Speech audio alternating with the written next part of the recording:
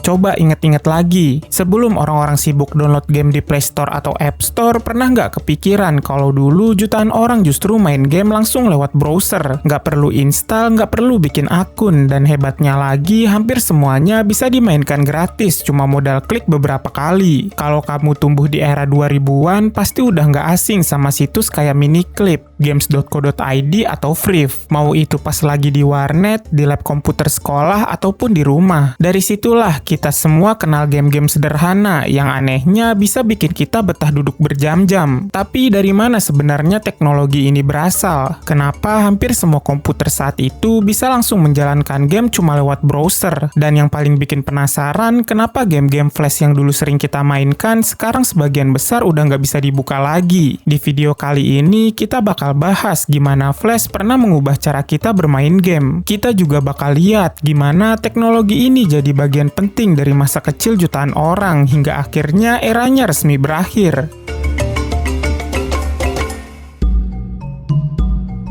Di pertengahan tahun 90-an, internet itu masih sangat sederhana. Bisa dibilang isinya cuma teks dan gambar statis. Saat itu belum ada teknologi yang dirancang khusus buat bikin gambar bisa bergerak atau bikin animasi yang ringan di halaman web. Ditambah lagi, kecepatan internet zaman dulu masih lambat banget. Buka satu gambar aja butuh waktu lama, apalagi kalau harus menjalankan animasi yang berat. Melihat kondisi itu, perusahaan kecil bernama Future Wave Software mencoba cari jalan keluar. Dua pendirinya, Charlie Jackson dan Jonathan Gay, awalnya bikin program menggambar biasa di komputer bernama Smart Sketch. Program ini awalnya sama sekali bukan dibuat untuk internet, tapi begitu melihat web mulai populer, mereka sadar ada peluang baru. Program menggambar tadi akhirnya mereka kembangkan menjadi Future Splash Animator, software khusus buat bikin animasi web. Rahasia utamanya ada di penggunaan gambar berbasis vektor. Kalau gambar biasa itu tersusun dari ribuan titik piksel yang bikin ukuran file jadi berat, gambar vektor ini cuma dibentuk dari garis dan rumus matematika sederhana. Hasilnya ukuran filenya jadi super kecil dan animasinya bisa dimuat dengan cepat meskipun koneksi internetnya lemot. Teknologi animasi ringan ini langsung menarik perhatian industri. Di tahun 1996, Future Wave dibeli oleh Macromedia dan namanya resmi diganti jadi Macromedia Flash. Nah, dari sinilah keajaibannya mulai kelihatan. Awalnya Flash cuma dipakai buat bikin animasi bergerak atau iklan interaktif. Tapi karena gerakan animasinya bisa diklik dan diberi perintah sederhana, orang-orang mulai paham kalau teknologi ini juga bisa dipakai buat bikin game interaktif yang dimainkan langsung di browser. Setelah Flash dipakai secara luas, pengalaman berselancar di internet ikut berubah total. Browser nggak cuma dipakai buat membaca artikel atau melihat gambar lagi. Sekarang, satu halaman web bisa langsung menjalankan animasi, suara, bahkan game sekalipun. Hal ini terasa sangat beda dibanding sebelumnya. Dulu kalau mau main game PC, orang harus beli kaset CD, install ke komputer, lalu menunggu prosesnya selesai. Nah, Flash membuat semuanya jadi jauh lebih simpel. Pemain cukup buka situsnya, tunggu sebentar sampai gamenya selesai dimuat, lalu langsung bisa main. Kepraktisan inilah yang bikin game Flash berkembang pesat banget. Siapapun yang punya komputer dan akses internet bisa langsung mencoba berbagai jenis game secara gratis. Buat para developer, Flash juga jadi jalan pintas buat membagikan karya mereka ke jutaan orang tanpa perlu repot rilis game dalam bentuk fisik. Cuma dalam waktu singkat, internet mulai dipenuhi ribuan game dari berbagai genre. Mulai dari puzzle, balapan, strategi, simulasi, sampai game aksi. Semuanya bisa dimainkan gratis langsung di browser. Nah, dari sinilah lahir situs-situs portal yang nantinya jadi markas favorit para pemain game Flash. Bener aja, nggak butuh waktu lama, portal-portal game raksasa mulai bermunculan. Nama-nama besar seperti Newgrounds, Miniclip, Armor Games, Addicting Games, sampai Kongregate mendadak nyediain ribuan game gratis. Hampir setiap hari selalu ada game baru yang bikin orang makin ketagihan balik lagi. Di Indonesia sendiri, fenomena ini kerasa deket banget sama kehidupan sehari-hari. Maklum, waktu itu akses internet di rumah masih terbatas dan mahal. Jadi banyak orang kenal game Flash lewat warnet, lab komputer sekolah, atau komputer keluarga. Salah satu portal yang paling populer jelas games.co.id. CD. Di situs ini, instruksi cara mainnya pakai bahasa Indonesia, jadi anak-anak bisa langsung paham. Uniknya, game Flash ini juga bisa dimainkan secara offline. Biasanya ada orang yang download file gamenya dari internet lebih dulu, lalu menyimpannya di folder komputer warnet, sekolah, atau komputer rumah. Dari situ, file gamenya tinggal disalin ke flash disk dan dibagikan ke teman-teman. Prosesnya cuma butuh hitungan detik karena ukuran filenya super ringan. Dari era inilah lahir judul-judul game yang memorable banget sampai sekarang. Mulai dari Missionaries and Cannibals yang latih logika, lalu ada Cat vs Dog yang simple tapi bikin emosi, sampai Who Wants to be a Millionaire Indonesia yang bikin kita berasa lagi ikutan kuis TV. Gak ketinggalan ada karya lokal buatan Bistri Mustafa yang populer banget, yaitu Kuis Parampa. Game kuis ini sukses bikin banyak orang emosi karena pertanyaannya yang penuh jebakan. Gak cuma game, Flash juga jadi wadah buat kreator animasi pendek. Salah satu yang paling fenomenal tentu aja Happy Tree Friends, kartun dengan karakter lucu tapi isinya adegan gore yang dulu sering banget ditonton dan dijadiin bahan obrolan. Melihat kepopuleran ini, makin banyak pengembang yang sadar kalau mereka juga bisa bikin game sendiri. Dari sinilah muncul gelombang kreator independen yang nantinya bakal menggebrak industri game. Soalnya buat para developer, Flash itu bukan sekedar hiburan ringan di browser, tapi panggung paling gampang buat ngenalin karya mereka ke seluruh dunia. Mereka nggak perlu repot-repot nyari penerbit besar atau jualan game dalam bentuk CD. Cukup bikin gamenya, upload ke portal game, dan seketika semua orang di dunia bisa langsung mainin. Kemudahan inilah yang bikin banyak orang berani coba-coba bikin game sendiri. Mereka bisa langsung dapat tanggapan dari pemain, memperbaiki kekurangannya, lalu bikin project yang lebih bagus lagi. Hasilnya, cuma dalam waktu singkat, portal-portal Flash mendadak berubah jadi sarang berkumpulnya ribuan developer independen dengan ide-ide liar. Nah, dari wadah eksperimen inilah lahir game-game raksasa yang kita kenal sekarang. Contohnya Alien Hominid, yang awalnya cuma game Flash sederhana sebelum akhirnya sukses menembus pasar konsol. Ada juga Super Meat Boy yang bermula dari prototype Flash di browser hingga berhasil jadi salah satu game indie paling sukses sepanjang sejarah. Begitu juga dengan Kingdom Rush, game tower defense legendaris yang mengawali perjalanannya dari browser sebelum akhirnya ekspansi ke berbagai platform lain.